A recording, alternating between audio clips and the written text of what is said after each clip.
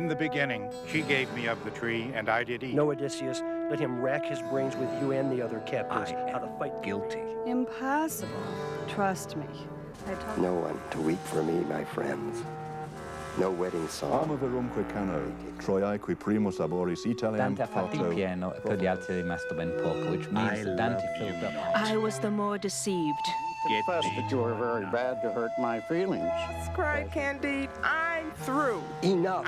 Who are you then? Part of that force which would do evil evermore, and yet she was eating a maraschino ice at that precise moment. There is no When Gregor Samsa woke up one morning, he found himself changed in his bed into a monstrous dung beetle.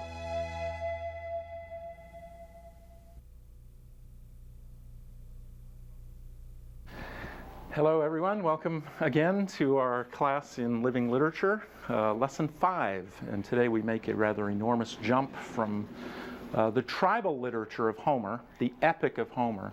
We move from the tribe to the polis, to the city, and we read Greek tragedy today. We'll be looking at Sophocles' Oedipus Tyrannos, Oedipus Rex, Oedipus the King. I prefer Oedipus Tyrannos. And then in the next hour, we'll be looking at Sophocles' Antigone. This movement from the tribe to the city is really rather dramatic. The movement from Achilles as hero to Antigone or Creon or Oedipus as hero is really an enormous movement. And it'll be instructive, I think, for us to talk about that. As is our wont, let's start with questions. We'll focus in the first hour on Oedipus the King.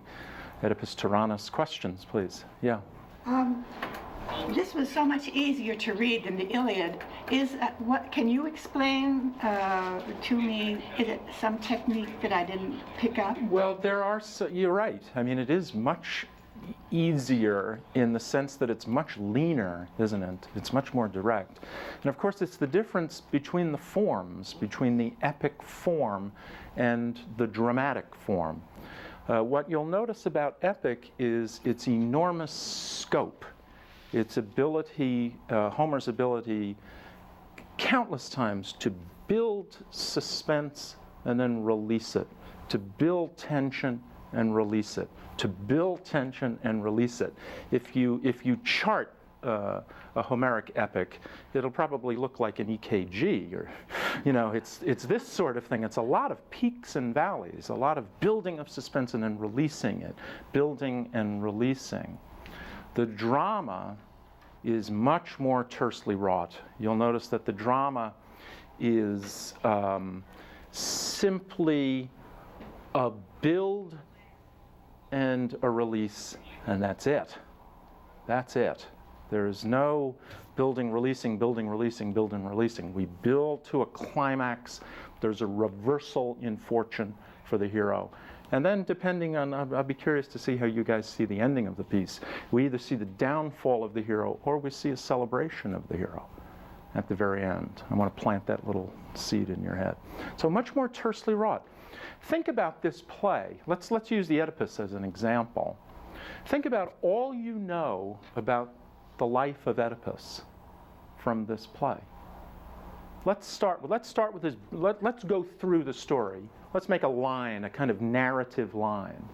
And the first dot on the line is the birth of Oedipus, right? And what happens at the birth of Oedipus? His father takes him away and gives him to some shepherd to kill. Well, actually, the first thing is the prophecy. Yeah, but you're right. I don't mean to be a jerk about this, but the first thing is the prophecy that he will kill his father and marry his mother. So Laius and Jocasta do what? They put him on a mountainside, right? What's the next step? The shepherd, who is to put the child on the mountainside, but his ankles are tied as well. He's put on the mountainside. The shepherd gives him to a Corinthian shepherd who takes him to Corinth, and he is adopted by Polybus and Merope. And he lives a fine, normal life. Until one day at a wedding ceremony, some drunk says, you're a bastard. And that causes Oedipus considerable concern. So he does the right thing. He goes to the Delphic oracle. Remember? He goes to Delphi. And what does the oracle tell him? You're going to kill your father and marry your mother. Well, it's a little upsetting. That's not good news. So he does what most of us would do. He decides to put a little space between himself and his mother and father. So he leaves Corinth and proceeds toward Thebes. What's the next step? It's Laius and his group on the road. The scene at the crossroads.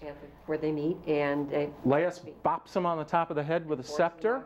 And then he attacks them and wipes them out. And wipes out all of them, except one survivor. Precisely. He then comes to Thebes. What's the next thing that happens? King. He has to do something first. Yeah, he has to solve the riddle of the Sphinx. Yes, he solves the riddle of the Sphinx. No one else has been able to do it. He solves the riddle of the Sphinx. What's the next step? He's made king. He marries Jocasta and is made king. Exactly right. Next step?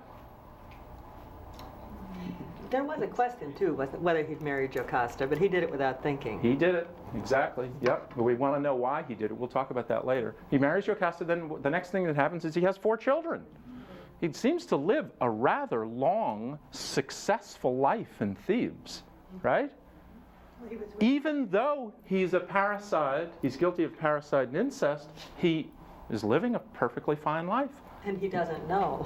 Well, precisely. Here's what I'm showing you. That's why I want to go with this timeline, because it's very instructive, the difference between epic and drama. What's the next step?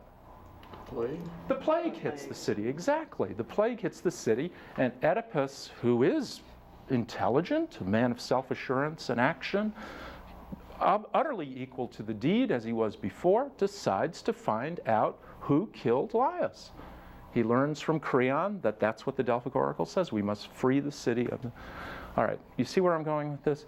And then what happens next? Well, he learns that the murderer is within the city. Yeah.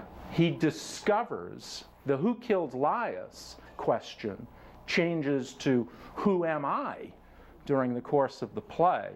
And what happens in the play is 1 or 2 hours in the life of Oedipus in which he discovers everything that came before it. Now, interesting, in the play, all we see is that hour, or that hour and a half, in which he discovers everything. Yet we know everything from the birth of Oedipus all the way up to the discovery. What would epic do? Epic would give you all of this, wouldn't it? Right. But the drama is much more tersely wrought. In the drama, we see one day in the life of Oedipus. We see one moment in the life of Oedipus where he discovers everything that came before. How tightly wrought. But interesting that the Greek drama, so tersely wrought, so lean, I think that's part of what makes the drama easier to read, is it's so economical, isn't it? There's not a wasted word in this play. It is so economical. But its effect, to me, is like a rock in a pond. You know, you toss a rock in a pond, and the circles radiate outward, and they continue to radiate outward. Think of that image when you think of the play. The play is that rock striking the pond, but it radiates outward via the language of the play. You'll notice that these plays are quite constrained in terms of physical action. I frequently had freshmen go, "This is a great play. Nothing happens, you know? They just stand around and talk, you know? What the hell is this, you know? I don't see anybody getting shot. There are no car chases, you know? There are none of these things that hold an audience's attention. There's just a lot of talking, isn't there? There's not a whole lot of action. It's true. It's just a whole lot of talking. Words are so powerful. Words are extremely powerful. And each word is so important to the story that there aren't any wasted words. That's correct. That is absolutely correct. And you have some conventions in the play that take you out of time and place. The most obvious example, of course, being Tiresias, the seer. And I want to make much of that name, the seer, the blind man who sees, you know, the seer, who is able to take you out of the present into the future. He sees. All right. Likewise, the chorus is able to take you out of the present through the choral ode, take you out of the present into the past, and into a certain foreboding for the future. So I think your observation really is very good. I agree with you that the plays are very easy to read coming after epic. There's not a lot of clutter, is there? How many plot lines do we have going on here? One. That's it. You don't see any. It's not like a Shakespearean play where you have 50 subplots complicating the things. Aristotle praises Sophocles for what he calls the dramatic unities. These become the classical benchmark for drama, imitated in the Renaissance by neoclassicists, the later Renaissance, by neoclassicists. Those unities are the unities of time, place, and action. Excuse me, what Aristotle says in essence is that the time of the plot should be the time in the theater. All right? So a play can't be longer than it takes to perform. You all with me on this? You know from other plays, a Shakespearean play, a play can last for weeks, you know, certainly for days. Aristotle says no. It's got to be that tersely wrought. Unity of place. There's no, when you come to Hamlet, you're going to see Hamlet traveling, you know, and moving. None of that. This whole play takes place in front of the gates of Thebes. That's it. No other place. And unity of action, you can probably figure out. One plot. One primary focus on the action. There should be one action. And of course, he uses Sophocles as his benchmark, so you see these in Sophocles. Is this place saying that you cannot deter faith, that if it's proclaimed, that's it, and no matter what you do, it's going to come to fruition? Rosemary, I cannot answer your question. I refuse to answer your question. I want you to answer your question. Nothing like starting with the big one. You know, great question, huh? The problematic relation between what happens to someone and the gods. To what extent are you responsible for what happens to you? Is this, it's the classic dilemma in this play. Is this a tragedy of fate, or is this a tragedy of character? What would have happened if... Are you going to answer this question? Or are you asking another question? No, I'm still on the same Okay, good. theme. Yeah, good. What would have happened if Oedipus had not pursued his fate further? He said in the play that he is bothered by dreams or stories. It's actually Jocasta that says that to him about sleeping with one's mother. That's what Freud picks up on later as the Oedipal complex, where she says, don't worry about that. Many men have dreamed of such things. It doesn't... Doesn't he say somewhere in the play that he's kind of taken up by stories and prophecies? He has to go through them. I don't mean what Jocasta says, but that he has to follow these through. What would have happened if he hadn't? I mean, he was asked by many people not to pursue this ripple effect. So I'm wondering if it's fate or if it's just the man's psychology that he is bothered by. You're rephrasing the question. Yeah. Obviously, one thing that would have happened is we wouldn't have had a play. Well. And I don't mean, you know, that sounds silly, but it's true, isn't it? Yeah. There are all sorts of little things. You have to suspend certain judgments in this play for the play to work. I mean, Voltaire pointed out that it's just silly that Oedipus would not know anything about his father's fate when he came to Thebes and solved the riddle of the Sphinx. But it's only later that you figure that stuff out. It doesn't affect you as you read the play. But it says something about the measure of the man, his intelligence, that he alone had solved the riddle of the That's correct. Sphinx. And the fact Creon warned him, you know, I'll tell you something in private, why in public, but he was so aware of his kingship that he wanted to share everything with his fellow I agree. That's why I think it's important that we refer to him as Oedipus Tyrannos. Does anybody know the Greek Tyrannos? Do you? You had a kind of classical education. It's the same as Tyrannosaurus Rex. So it has to do with kingship. Yeah, it has to do with kingship, right? The kingship institution in ancient Greece, whenever this time was a little bit different than we think of in terms of modern kings and Yeah. stuff. The Tyrannos here is not the tyrant that is the form of the word. Tyrannos means one who comes to the kingship not by natural succession. That's important that you see that. So Oedipus is an outsider who becomes king, and it makes him extremely sensitive to his position as king. His position as king is not as secure as it would be if he had come to the kingship through succession. That's an important point to make, because you'll see it again. You'll see Sophocles playing with this again with his Creon in Antigone. It perhaps explains a little bit why Creon is as intransigent as he is, as insecure as he is in the Antigone.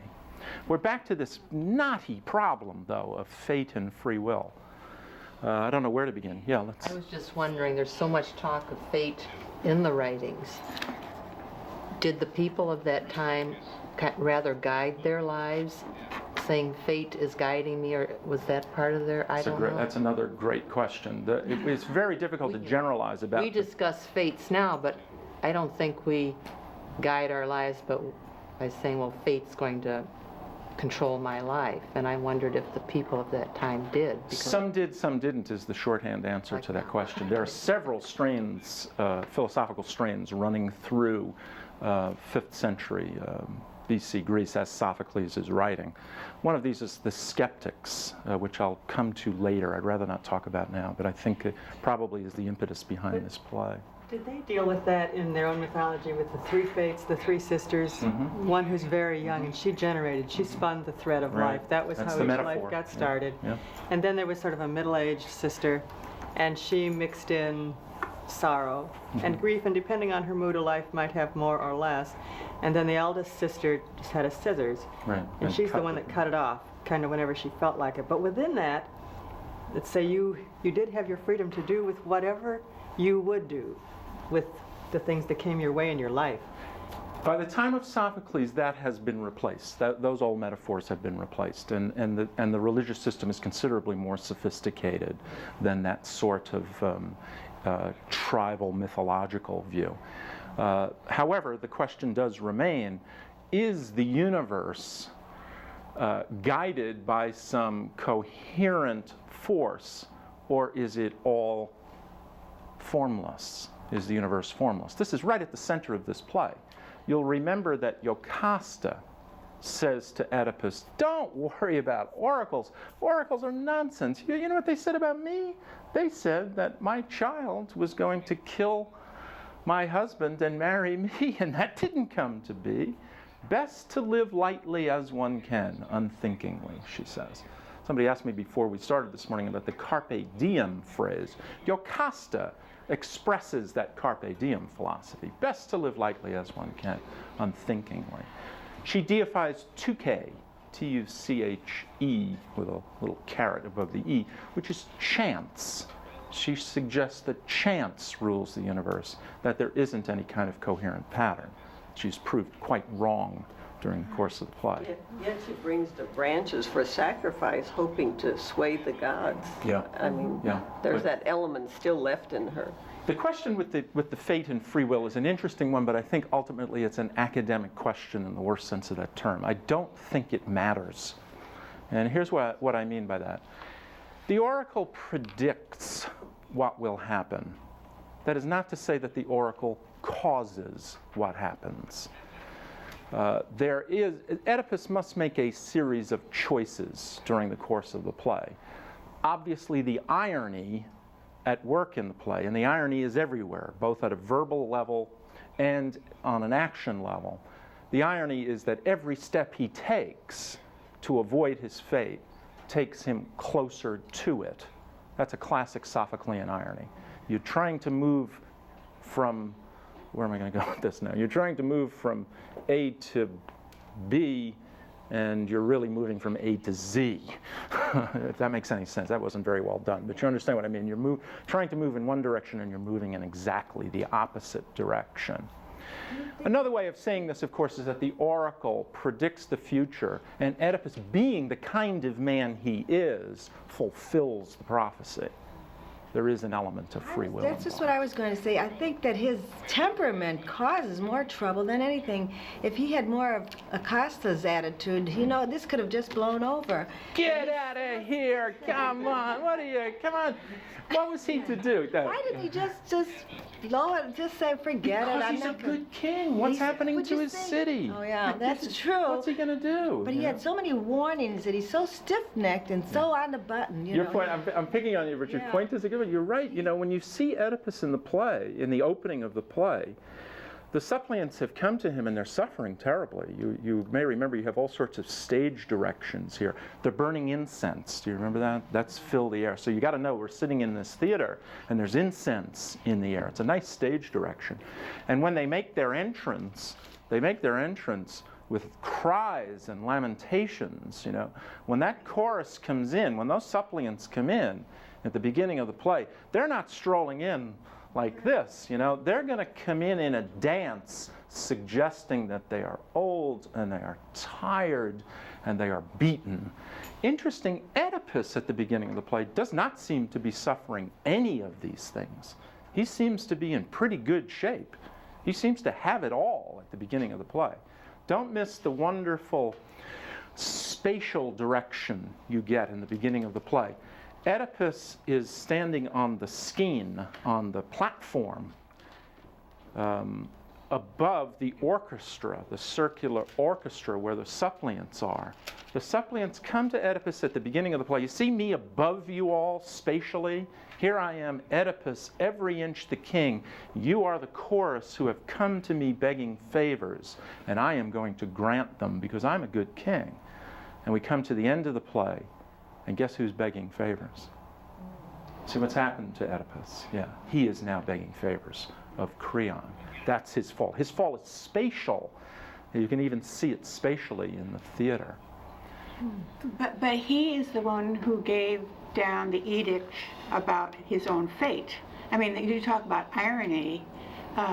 He had to, his honor made him do the very thing that he had pronounced for who he thought some stranger. Well, this is, yes, this is getting us to the heart of another question in this play that I think is very interesting.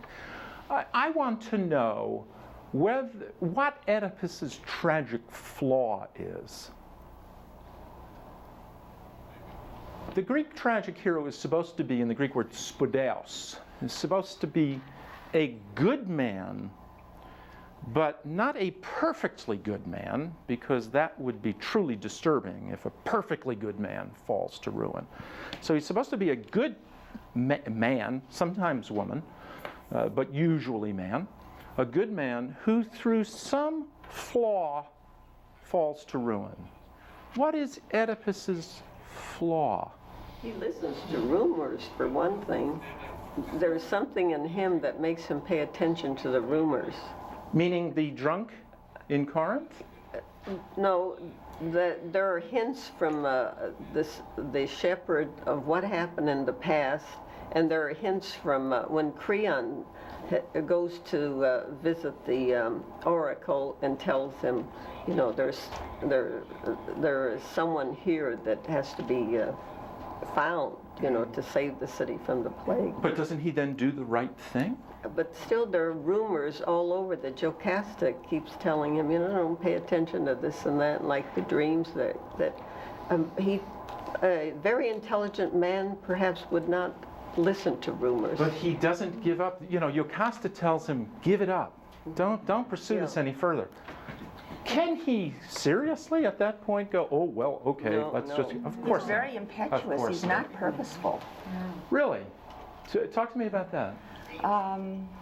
When the word comes that he must find the slayer of King Laius, he doesn't just initiate that particular project. He goes all the way through of how he's going to deal. The person who comes through, he will be merciful to. He will just exile that person. There will be no death involved.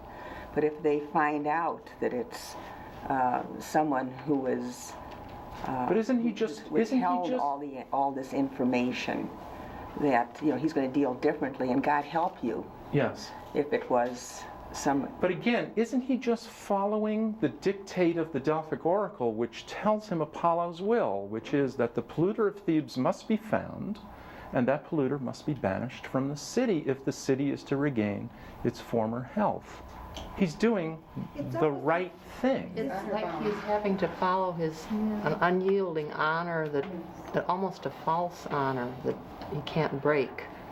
False, huh? I find him just wonderfully admirable myself. I think he's very genuine, and it's almost as though his integrity is turned into a fatal flaw. Yeah. Because he could have taken the message in private. Yes. But he was responsible to his people, and when different things, they called different things to his attention, and he was able to say, yes, and I have already sent a messenger to the oracle. That's right. In fact, here he comes now. That's right. And he could have heard in private. In fact, the messenger said, you sure you want to? It's Creon, the perfect circumspect politician, says, surely you don't want to hear this out in front of all these people. And Oedipus says, I have nothing to hide. Right. These are my people. Yeah. And that happens more than once in the play. So then his fatal flaw is that he always has to do the right thing, even to his... You hear what you're saying? It's his virtue that's his flaw. Right. Yeah, it's his virtue that is flaw. It's almost indistinguishable, isn't it? Yeah. It could be King Arthur set in the Greek time, right? Yeah. Look at the Oedipus you see in that first scene. I mean, think of the qualities that are stressed in the exchange with the suppliants. It's really quite remarkable, isn't it? Oedipus comes out of the wall. Do we all have a sense of what the Greek theater looked like? A big circular orchestra, maybe 15,000 people in attendance. Imagine? I can give you a quick. Yeah, I can give you a quick picture. There you go. There's the theater. Rather remarkable. You can see, can't you, why gesture would be very broad? Unlike the modern movie where the eyeball is about 6 feet high, and the slightest little movement is exaggerated. Here, everything has to be done by bearing and gesture. Lots of people in there. The chorus would be in that circular orchestra there. And fronting the orchestra is the Skene, S-K-E-N-E, which is a little building with a platform with maybe 3 steps up to it. Can you see the steps there? And the background is down in that picture, but there would have been a wall. And we know that Sophocles introduced skenographia, scene painting. What he did with that wall was very simple. Probably had somebody draw pillars on the wall, and boom, we've got a palace. Done. That's it. That's all we need. It's very simple. And it'd be a central door. And that's where Oedipus makes his entrances and exits. So the crowd comes in at the beginning of the play, burning incense, great lamentations, great cries. The audience falls silent, obviously. It's a lot of people. You can imagine the sound level there. And you all know about natural amphitheaters, don't you? That you can stand in the middle of that orchestra and tear a sheet of paper, and it will be heard right up in the back rows. The sound qualities are really quite extraordinary. Oedipus comes out the central door as he hears the lamentations of his people. He comes out the central doors and asks, what can I do for you? Good king, huh? And look at the qualities that are stressed. His intelligence. The people say, we come to you, why? Because before you solve the riddle of the Sphinx, we know you're intelligent. Our city is being destroyed with blight. That's one of the common patterns of imagery in the play. There are 3, I'm sure you noticed them. Light, sight, and blight. It's the easiest way to remember them are the 3 patterns of imagery. Light, darkness, sight, blindness, and blight. And so he comes forth, and the people say, we come to you because you are so intelligent, because you are great. And Oedipus is every bit up to it, isn't he? I, Oedipus, whom all men call great. This is not a guy who has self-doubt, you know? This is what we want in our rulers, don't we? I don't know. Do we? I don't know. It seems so phony today, doesn't it? If they can do it like Oedipus. Yeah, right. But he's every inch the king, isn't he? He is a man of self-assurance. He is a man of action. I will do it. You have come to the right guy. I will do it. He shows tremendous sympathy for his people, doesn't he? None of you are as sick as I myself. I grieve for the entire city, not just for myself. This tremendous empathy he has with his people. Another great quality of the man is concern for the gods. He's pious, right? What has he done? As you pointed out, he's already sent Creon to the Delphic oracle to find out what to do. This guy is a great king. Those are marvelous qualities. And what do they do for him? Think about it. Solving the riddle of the Sphinx leads to his marrying Jocasta and becoming incestuous. Tiresias tells him that in that little struggle, that little scene between Tiresias and Oedipus. He's a man of feeling and sympathy. Deepens his agony at the end of the play. Remember when his daughters, when Antigone and Ismene are brought to him, and the tremendous pain he feels at the end of the play. Never once going, but I was tricked, I didn't mean it, I'm not, you know. He never protests his innocence, does he? He takes it on himself. His concern for the gods. If he didn't have that concern for the gods, he never would have left Corinth. Right? It's what the Delphic oracle told him in Corinth that caused him to leave. But those gods, knowing his character, could predict. Precisely. They could see exactly what Precisely. He's going to do because they know he's going to do that. Yep, precisely. Yeah. That's correct. Mm-hmm. And this man of action, this self-assurance, you see that all the way through the play, don't you? Perhaps a little impetuously calling a curse upon the head of the killer. Perhaps being a little ugly with Creon, Tiresias, the herdsman, and the shepherd, to be sure. But what was he to do? I mean, when Tiresias comes in at the first agon, the first scene, the first struggle, and says, oh, you know, I shouldn't have come here in the first place. You know, I got stuff. You don't want to do this, Oedipus. What is he supposed to go? Oh, okay. You know, the hell with the city. Let them suffer. Of course not. You know, when Jocasta says the same thing to him, better give this up. Don't worry about this stuff. The oracle's in it. You know, what's he supposed to do? Go, oh, okay. You know, he can't, can he? He's not that kind of guy. That is very spooky. Think about what this implies. If Oedipus, greatest of men, noblest of men, seemingly almost perfect of men, can suffer like this, and all his decisions were rational, what happens to me? What kind of attitude can I take about myself, who is not as good as Oedipus? You all see the point I'm making? It's very didactic, isn't it? It's to suggest that humans are kind of weak when measured against the gods. Doesn't that bring Job up to mind? Sure does. Sure does. There have been books written on it. And he was adamant, and he stuck to his guns, where his wife was saying, give in, throw in the towel. And he said, no, no, no, and just like Oedipus. Yep, there's a justice at work in the universe that man cannot understand. Yep. But our hero, as a hero, he's so honor-bound that he can't change. And you were mentioning before about a wonderful leader. Does that make a wonderful leader if the leader pursues a course to its tragic end without coming to some realization? You should be able to answer that question. What do you think? What does the play suggest? Oedipus comes to ruin, right? What is gained by Oedipus's struggle? Jocasta commits suicide. Oedipus blinds himself. His children, remember how Oedipus describes what's going to happen to Antigone and Ismene at the end of the play. Their fates, the daughters' fates are going to be awful. He's blinded and homeless. It just seems so awful, doesn't it? Presumably, the is light nothing is gained? gone.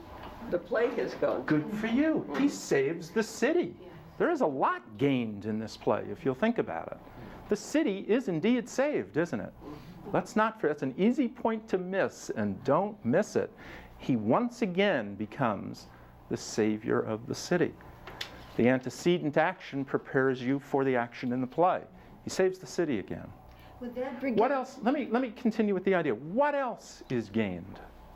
So to say, would that be his honor and integrity, and that he'll be forever remembered, as the Greeks like, about his his integrity and his honor, and he saved the city, and those are all good things to remember him by. I agree, and that's going to get us into qualities of the tragic hero. I'm going to return to that. Let me return to that. Yeah, what else is gained? Yeah, it's kind of a purification. All the evil is wiped out. He's guiltless. I mean, to me, this is one of the biggest tragedies, because he really is guiltless. And I found it amusing that Creon in this play is so conciliatory, and we know how implacable he can be. But Oedipus seems guiltless. He is guiltless. You're absolutely right. He is not guilty of patricide and incest on any rational basis. Aristotle's, we talked about Aristotle and Plato. Aristotle's Nicomachean Ethics posits that for an act to have moral consequence, there must be consciousness of the will involved. All of Western societies have endorsed that point of view, right? You must know. He does not know Laius is his father. He does not, therefore, commit patricide. He does not know Jocasta is his mother, yet, therefore, he is not guilty of incest. And yet, he is guilty. Well, the pollution still causes the plague. Mm-hmm. So, I mean, there's something wrong there. That's correct. That is correct. And it's beyond, I think that's Sophocles' point, yes, that one can, here we go again, that once again, one can incur a guilt. And maybe guilt is not the right word. Maybe shame is the right word for Oedipus. I don't want to get into word splitting, but maybe what Oedipus feels is not guilt, but a great deal of shame at the end of the play for what he has done. He has committed the two great taboos, hasn't he, in the society? Killing the parent and sexual relations with the parent. These are major, major taboos. They're chosen, obviously Sophocles chooses them as for a reason, for a purpose. You wonder, too, about his parents' response to that original prophecy. Well, it had a big part in how it worked out, but you wonder what might have happened had they responded differently, too. And I'm not sure the story might not still have ended in a similar way, but it would have been a lot harder. Well, you see, that's what's so spooky about this play, really. And let me return to it because we have a thread out here that we haven't finished up. What else is gained?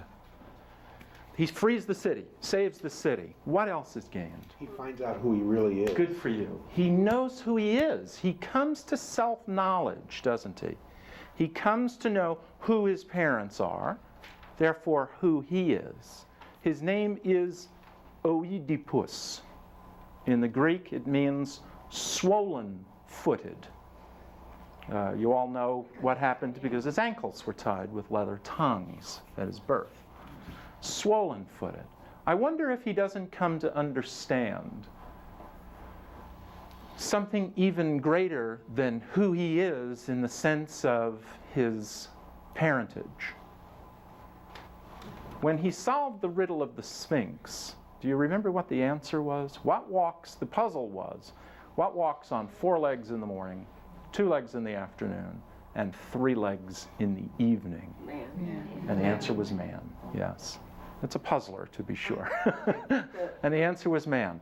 The metaphor of seeing is important here. Tiresias sees, and also I think he resolves his guilt by plucking out his eyes. That's plucking out this thing that saw, this part of your physical being that sees. So he felt that was a resolution to the whole thing. He had to be blinded. I'm going to suggest to you that he's most fully human at that moment. And I'll do that by suggesting that the question, who killed Laius, becomes in the course of the play, who am I? And I wonder if the answer isn't the same as the answer to the riddle of the Sphinx. To be man is to be Vulnerable. yes, to be finite, to be limited, to be crippled. Small m. Yes, indeed. And so what Oedipus wins to is not simply a knowledge of who he is in terms of his parentage. He comes to see himself as a human being. He comes to know that to be a man is to be blind. To be a man is to be limited. It is not to be able to see. That life is a hazard. That life is a groping. And so, again, the answer, as the answer to the riddle of the Sphinx was man, perhaps the answer to the who am I is also man. And it ties into the notion of knowledge. Let's think about this Oedipus we just described. This man of great intelligence, this man of sympathy, this man who is concerned for the gods, this man of self-assurance, and this man of action. He's told he's going to kill his father and marry his mother in Corinth, right? So he leaves Corinth, and within 24 hours, well, let me try it a different way. What would you be sure you didn't do after you heard that prophecy? What would you not do? Kill a man. Certainly an older one. Right? Certainly an older one. Yep. And what else would you not do?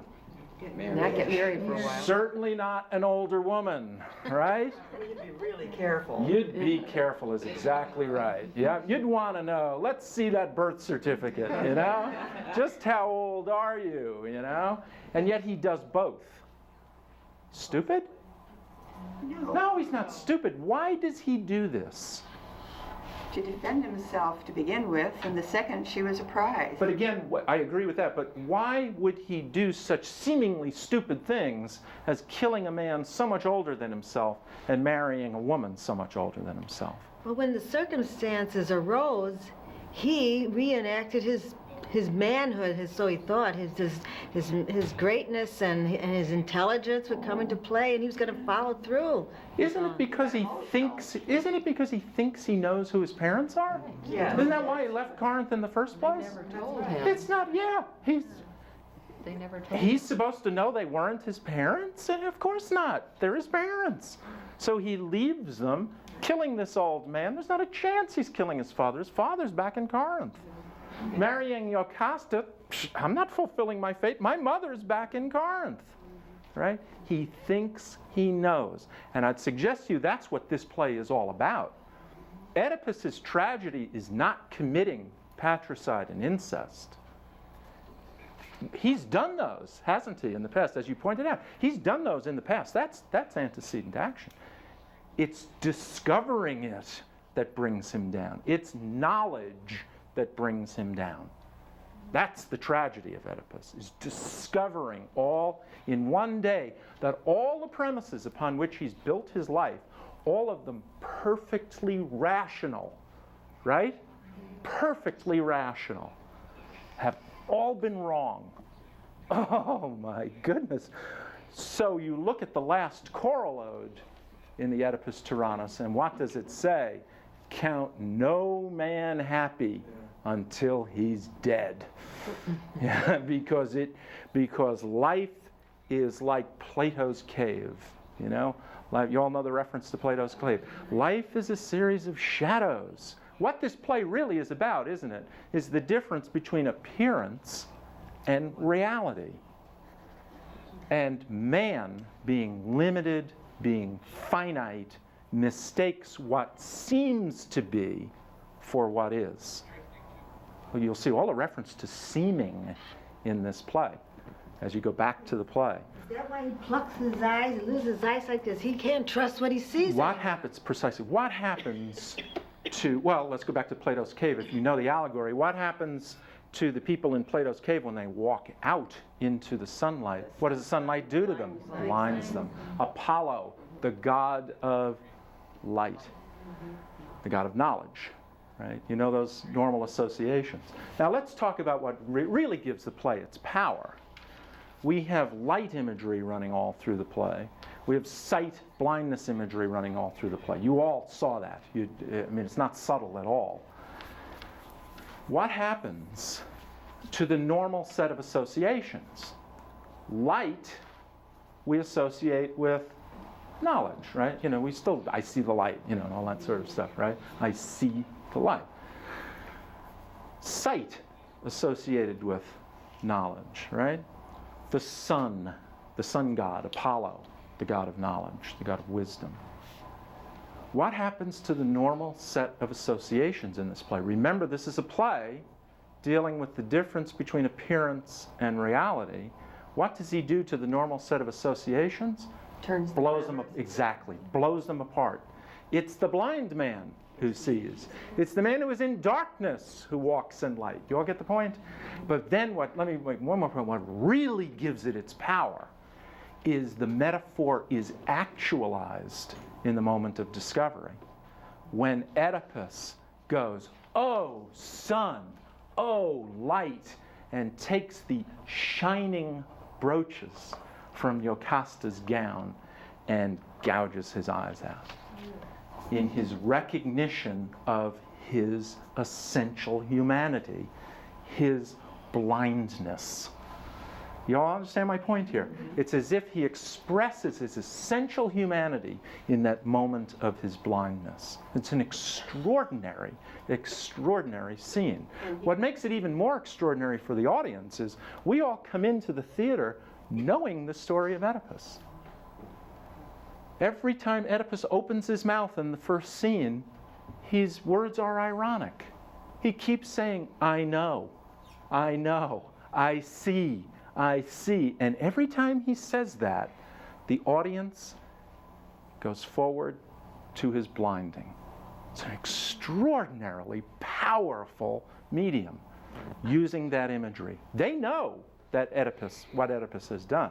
They know the Oedipus myth since they're children. Doesn't he feel it's retribution, too, for his crime to gouge out his eyes? He could have easily fallen on his sword or something, Yes. but that was important. It's important that Oedipus lives, isn't it? You want to talk about that a minute? It really is important that he lives. Would you say that? The other thing is that you can lose your eyes and still have vision. That's correct. And Tiresias is a perfect example of it. Yes, and Oedipus becomes another one. Yeah. Because he does not self-destruct. Yeah. He goes on, and actually he dies a good death in a place that he would like. At Colonus, he's later celebrated indeed by Sophocles, where And he's even brought more up powerful. into the heavens. That's not in his play, but Right. but he does have vision. He retains that. But you'll see him at the end of the play having learned his lesson. Yes, he's a much more humble character, isn't he, at the end of the play than he was at the beginning of the play. I'm curious to get your response to the Oedipus at the end of the play. As you finish this play, what's your emotion? Do you feel, oh my God, whew, this is grim? You know, whoa, this is grim. Life is really tough. I mean, if this can happen to Oedipus, boy, it's hard for me to have a lot of confidence in my decisions, you know? All I can do is make the most rational decisions I can. It's the best I can do, right? It's all I've got. And yet the play seems to be suggesting that there is this force in the universe that makes nonsense of your rationality. Chance. Chance. Well, I think the play argues against chance because he does fulfill the prophecy. There is some kind of divine will at work here. But being at the crossroads, wasn't that chance at that particular It's coincidence. Yes. I want to make a distinction. You see the distinction? There are several coincidences. And again, we suspend those as we experience the play. It's only when you break out your notebook and start analyzing that you realize there are some pretty weird coincidences. The tendency to mistake ourselves for gods. Yeah. And we're really not. Yeah. The wisest. Boom, you hit it. Yep. There is a school in 5th century Greece, BC Greece, known as the skeptics. Do you know about them? Yeah. They're rationalists. And they are starting to question the old mythologies. They take the laws of probability, for example, and apply them to oracles. And guess what they discover? boy, they're wrong a lot, you know? They're really wrong a lot, you know? And they're quite rational. And they suggest, you all know Pythagoras, man is the measure of all things. They're deifying man. Yes, indeed. They're deifying man. And Sophocles, a very conservative playwright, writes a play that suggests something quite different. He suggests that the God's will is the will that is done, that the oracles do have an inexorable quality of working themselves out. And man, rather than being the measure of all things, is really quite small in the great scheme of things. There's a wonderful line from Aeschylus's play Prometheus. And this is just such a great line. This is one you want to tattoo on your hand. I think it's so good, so you always have it available. Science is weaker than nature is the line. Think about that. And it's science not in our modern sense. It's science in scientia, in the sense of knowledge. Man's knowledge, human knowledge. Science is weaker than nature is.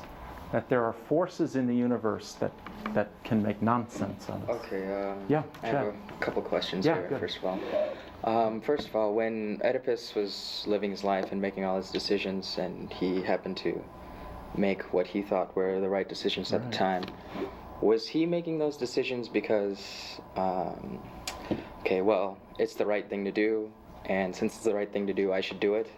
Or was he making them from the point of, well, I'm a good person, and as a good person, this is what I would do?